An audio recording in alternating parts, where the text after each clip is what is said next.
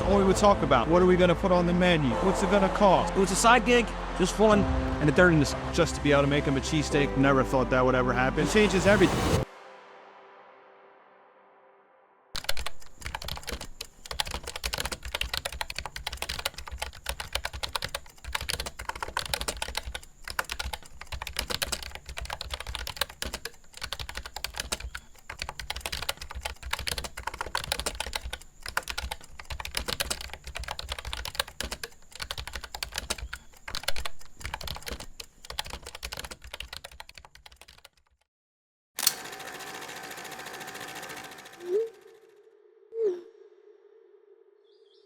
My name is Mike Lamson, and just got in the game about 2 years ago. My name is Joe Lewis. I've been cooking as a job for about 15 years, but specifically cheesesteaks only for about 2 years.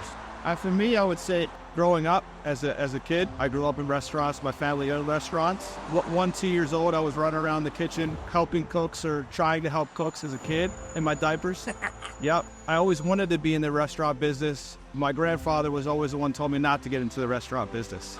Wanted me to do something that was probably an easier path, but I wind up not listening. Food was, to me, something my dad and I grew up bonding over, food and sports. You know what I mean? Just always had food as a passion. Knew nothing about it, right? I just knew how to find it and eat it. And I wound up leaving corporate America, right? Got out of there. Joe gave me a job here, working on cars. You know, anytime we got a couple down minutes, we'd start talking about food. You know, that's what we bonded over food from the time I met you. Both South Philly, born and raised, baby. I grew up 5th and Rittner. Was there for a long time. Born in South Philly, 3rd and Reed. I lived on South Street for many years above the restaurant. Jim's was a block away. I would probably be in there 3 days a week. As a kid, you're picky. You don't really want to eat what you're around all the time, but cheesesteaks were always something that my grandfather or my mom would take you down the street and, kill a cheesesteak, Once we started talking about it, it became almost a drug to us. It was just a matter of finding time. Just busy as heck. But at the same time, what can we do?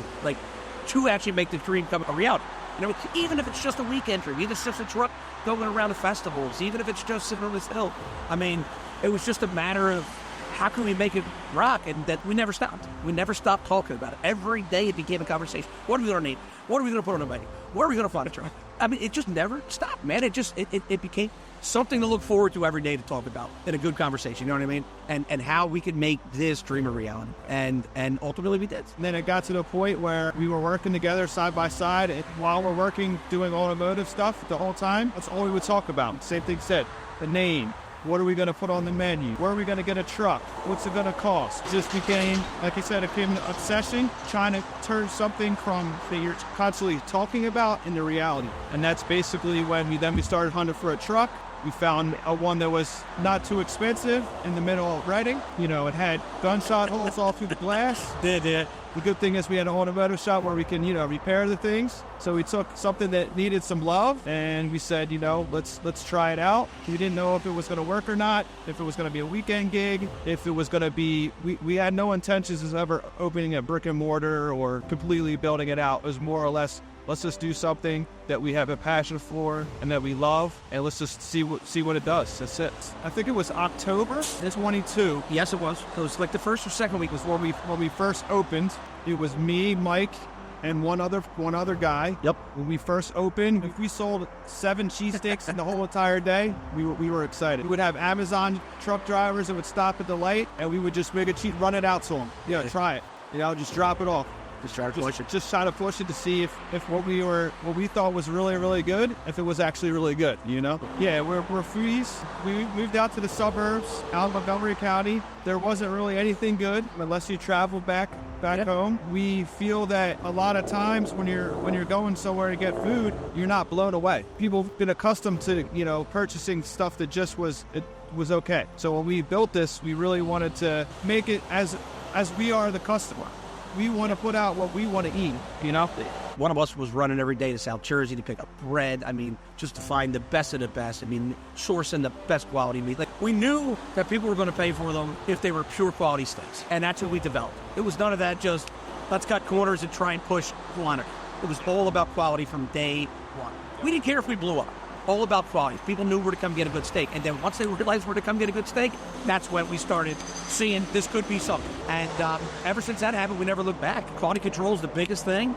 And let's quality control, customer service, and let the masses know that, hey, we're here. We opened the brick and mortar in Pottstown in May this year, after getting to a point where we just couldn't sustain enough rolls, enough meat, enough everything. We went from 7 a day to 20 a day to 100 to 300 to 500.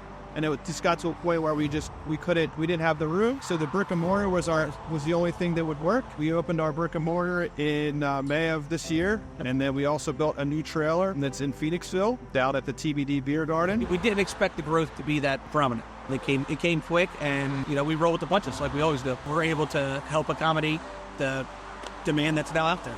It's overwhelming. I mean, it's so much fun. A lot of time, a lot of sacrifice. I mean, I'm in marriage counseling right now. It takes a lot, what we feel, to put out the best product. It takes a lot of not only research, it takes a lot of relationships. Yeah. Because everybody could sell you a dream, but the thing is, it's like for everybody has to be on the same level as far as where you're getting the products, that it's fresh, that it's what we're buying. It's a 24-hour a day thing. Wake up in the morning, put my daughter on the bus for school, and then I get my morning coffee every day, and then it's game time. It's meetings. Either me and Mike are talking, or other managers. We're meeting with the whole team. Making sure we're all prepped up, everything's ready. Also making sure that all of our team is good on the personal level. All of our team is family to us. We care about them on another level than just as an employee. We're a tight crew. For the last couple of months, though, I've been at the trailer out in Phoenixville. So make sure I get over there, make sure the shop's good, which they're self-sufficient over there. We got a good manager over there. We got a good team over there. Joe's usually there, well before I even get there. It's been awesome to meet some of the people that we have. Some of these, big food influencers. Somebody like Jason Kelsey. I mean, he's Philly through and through now. So, that was such an awesome experience for us to be having Joe slamming elbows with him and slamming a cheesesteak. That's cool, man. That day with Kelsey was just a crazy experience. Just to be able to make him a cheesesteak was just, never thought that would ever happen. Just a regular guy like us. Things are starting to fall into place. Sometimes you don't know if you want to post it because you don't want to seem like you're being too much or you're trying to be cocky. We're in that stage now where it's like nothing has changed, but we're becoming bigger. And we're putting out, better content. And sometimes it seems like people want to make it negative, like, oh, they're just posting this really nice socials, and they're not caring about the product, and the product is not as good. Just like the truck, when we moved from the truck to the brick and mortar, which we already called it. Me and Mike, I said, Mike, I said, when we move to the brick and mortar, we're going to do some upgrading, right? We did. And we did. I bet you that when we move, people are going to say that we actually were better before. Every criticism we get, we take wholeheartedly. Sure. And we address it all. Me and Joe have a meeting almost every Monday, and we address what's going on. You know what I mean? And okay, well, how do we fix it? What makes it better? Like I said, we went from 20 to 300 within a couple of months. It changes a lot of things. Yeah, please. Changes a lot of things on social media. Changes everything. It's been a learning experience. I think we have it down pretty good. There's always room to improve, and that's what we never stop thinking about. It's just improving and doing the best we can for everybody. We don't have a plan. We're freestyling. We're rolling with it. We're looking at other areas that we believe would be a good place, a good home for us, and we want to feed everybody. The main focus that we have at this point right now is, as we always had, is just putting out the best product, making people happy, keep the consistency.